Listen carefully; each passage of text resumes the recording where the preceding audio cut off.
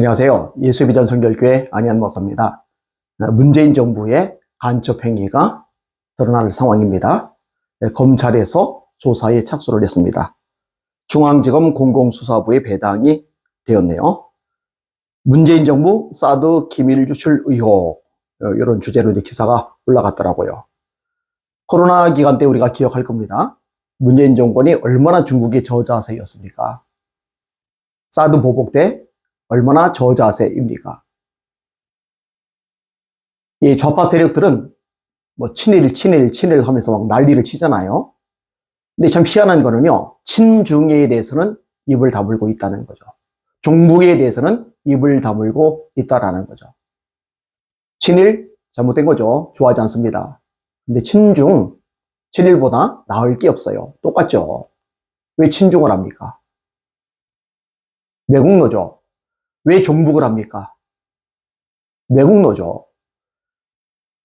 아니, 김정은, 김여정, 이 남매들이 온갖 악담을 퍼부어대도 끽소리 한 번 못하는 민주당 의원들, 좌파 진영의 유명 인사들, 또 좌파에 선동된 수많은 사람들, 왜 말 한마디 못하고 이렇게 겁을 집어먹고 있죠? 비참하고 불행한 일이 아닐 수 없습니다. 대한민국은 엄연한 주권 국가인데요. 문재인 정부 안보라인 고위직 인사들이 사드 고고도 미사일 방어 체계 정식 배치를 의도적으로 지연하려고 한미 군사작전 전부를 외부에 유출했다. 이런 내용입니다. 군사 기밀을 중국에다 넘기는 거죠. 외부에 넘기는 거죠. 이건 정상이 아니죠. 감사원이 수사 요청을 했더라고요.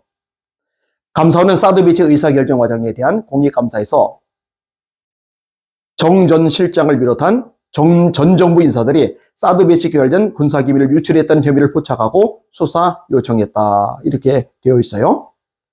고위직 인사가 누구냐면은 정의용 전 국가안보실장, 정경두 전 국방부 장관, 이기현 전 대통령 비서실 시민참여비서관, 현 더불어민주당 의원입니다. 그다음에 서주석 전 안보실 1차장. 이 4명을 군사기밀보호법 위반과 직권남용 권리 행사 방해 혐의로 수사 요청을 했고 공공수사 3부에 배당이 되었다라고 하는 겁니다.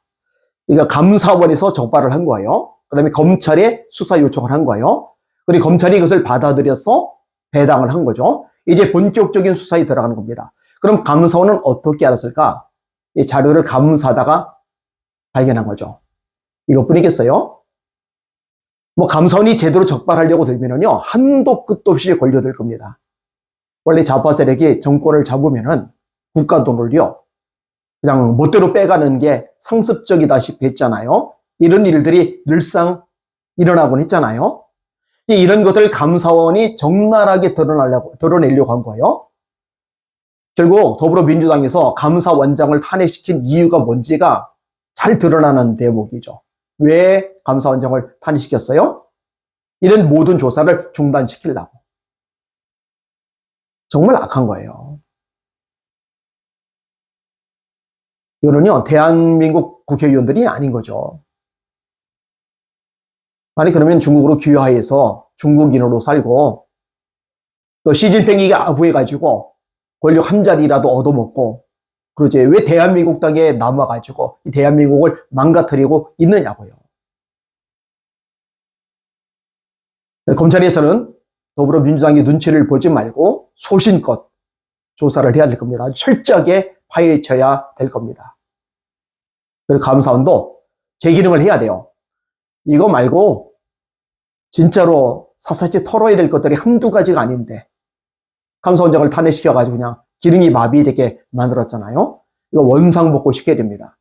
윤석열 대통령이 헌법재판소에서 탄핵 인용이 되지 않고 복귀가 되면은요, 정말 강직한 전투력 있는 이런 분을 감사원으로 다시 세우든지 해가지고 샅샅이 조사해서 그 악한 행동들 처벌받게 하고 대한민국 땅에서 아예 뿌리를 뽑는 일을 해나가야 될 겁니다. 그렇지 않으면 대한민국은 소망이 없습니다. 사실 지금 상황 돌아가는 걸로 봐서는 해법이 잘 안 보이죠.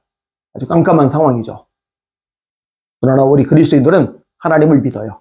하나님께서 개입하시고 도와주시고 역사하시면은 얼마든지 역전성이 가능하다고 확신합니다.